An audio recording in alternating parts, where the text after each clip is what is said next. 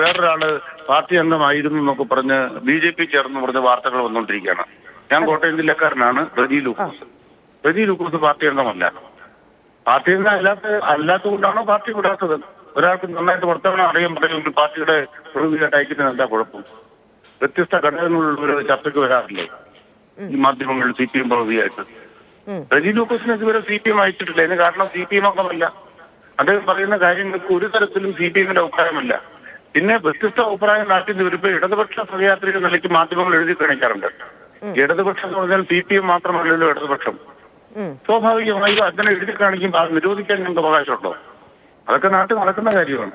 ഇത്തരം ആളുകളെ സംബന്ധിച്ച് രാഷ്ട്രീയം കൈകാര്യം ചെയ്യാൻ ആരെങ്കിലും ശ്രമിച്ചാൽ അതൊന്നും വില പോകുന്ന കാര്യമല്ല.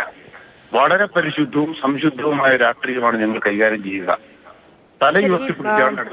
റെജി ലൂക്കോസ് കോട്ടയംകാരനാണ്, അങ്ങേക്ക് അറിയാവുന്നതാണ്. പല ചടങ്ങുകളിൽ ഇപ്പോൾ ഇടതുപക്ഷവുമായി ബന്ധപ്പെട്ട് തന്നെ പല ചടങ്ങുകളിൽ അങ്ങയോടൊപ്പം തന്നെ പങ്കെടുത്തിട്ടുമുണ്ടായിരിക്കും. അദ്ദേഹത്തിന്റെ ഈ രാഷ്ട്രീയ മാറ്റത്തെ എങ്ങനെയാണ് അങ്ങ് കാണുന്നത്?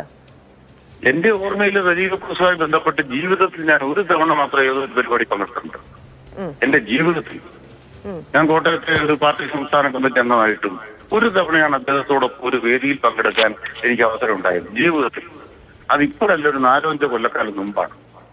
നമ്മൾ ആലോചിച്ച് നോക്കി എത്രത്തോളം ബന്ധം ഉണ്ടെന്നുള്ളത്. ഞാൻ വ്യക്തിപരമായിട്ട് എന്റെ അനുഭവം പറയുന്നത്. അദ്ദേഹമായിട്ട് ടെലിഫോൺ സംഭാഷണം പോലും ഇല്ല. ഞാൻ അദ്ദേഹത്തെ വിളിച്ചിട്ടോ എന്നെ അദ്ദേഹം വിളിച്ചിട്ടോ ചിലപ്പോൾ 2 കൊല്ലമായിക്കാണ്. അദ്ദേഹത്തിന്റെ സഭയുമായി ബന്ധപ്പെട്ട തർക്കത്തിന്റെ ഭാഗമായി സഭ അദ്ദേഹത്തോട് ചില നിലപാടെടുക്കുന്നതിനെ കുറിച്ചാണ് അദ്ദേഹം 2 കൊല്ലം എന്നോട് സംസാരിച്ചത്. പിന്നീട് ഞങ്ങൾ സംസാരിച്ചിട്ട് പോലില്ല. CPMന്റെ ഒരു വേദിയിലും അംഗമല്ലാത്ത ഒരാളാണ് അദ്ദേഹം. അത് പക്ഷെ തെരഞ്ഞെടുപ്പ് വരുമ്പോ ഇങ്ങനെ നാടകങ്ങൾ കളിക്കാതെ BJPക്ക് രക്ഷയില്ല.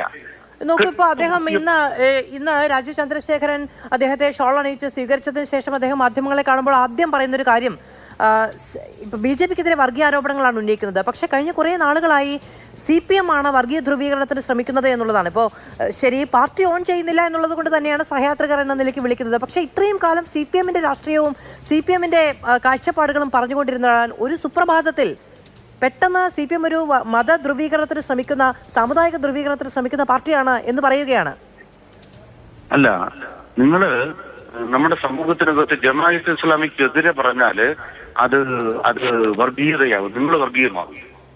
നിങ്ങൾ ജമാഅത്ത് ഇസ്ലാമിക്കെതിരെ പറഞ്ഞാൽ വർഗീയതയാകും.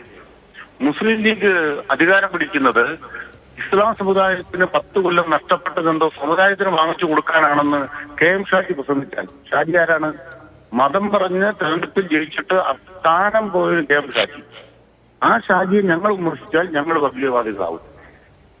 അതുപോലെ തന്നെ രാഹുൽ ഗാന്ധിയും അതുപോലെ തന്നെ പ്രിയങ്ക ഗാന്ധിയും വയനാട്ടിൽ വരുമ്പോ പച്ചക്കൊടി കാക്കണം എന്ന് കോൺഗ്രസ് പറഞ്ഞാലോ? കോൺഗ്രസ് ചെയ്യുന്നതിന് കുഴപ്പമില്ല.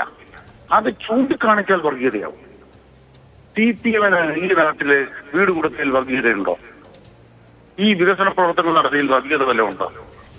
ഞങ്ങൾക്കെതിരായി സമർത്ഥമായി ഉപയോഗിച്ചുകൊണ്ടിരിക്കുകയാണ്.